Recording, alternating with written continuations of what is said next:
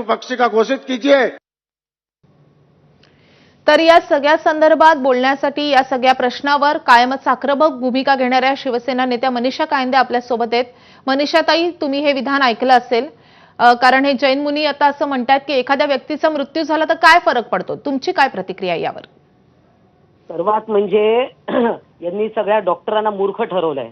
मग सगळे आपण MBBS, BAMS, युनानी जे काय अभ्यासक्रम आहे ते आता आपण बंद करून टाकूया।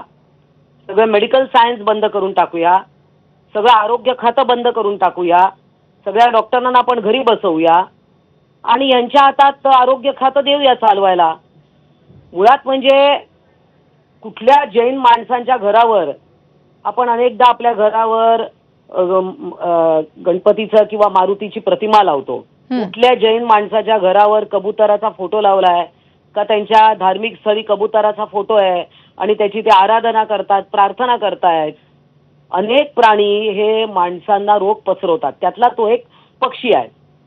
आता तुम्ही मुळात म्हणजे भूतदया त्याचा किती अतिरेक असावा याचं उत्तम उदाहरण आहे आणि सगळ्या जगाला हे मूर्ख ठरवतायत। याचं उत्तर खरं म्हणजे आता मी वारंवार म्हणते की याच्यावर मुख्यमंत्र्यांनी बोलावं। आज मंगलप्रभात लोढा यांनी हे सुरुवात केली आणि आता ते त्यांच्यावरही मोठं संकट आहे की आता या सगळ्या अविवेकीपणाला काय करावं, कारण त्यांच्यावरही ते चांगलं शेकलं गेलं नंतर। त्यामुळे हा सगळा प्रकार आहे, हा सरकारने आता याच्यात मध्यस्थी करावी।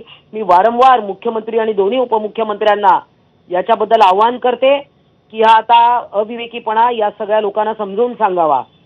आणि मुळात म्हणजे मग तुम्हाला मग आज पुरामध्ये मराठवाड्यात इतका मोठा पूर आला, अनेक गुरढोरं वाहून गेली, मृत्युमुखी पडली, त्यांच्यासाठी कोणी श्रद्धांजली सभा घेतय का?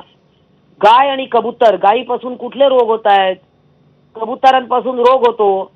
म्हणून मी म्हटलं ना, सगळं आरोग्य खातं आहे जैन मुनींच्या हातात देऊन टाका आणि विषय संपवा। मनीषाजी, खूप धन्यवाद या सगळ्या सविस्तर माहितीसाठी आणि तुम्ही आमच्याशी संवाद साधलात त्यासाठी।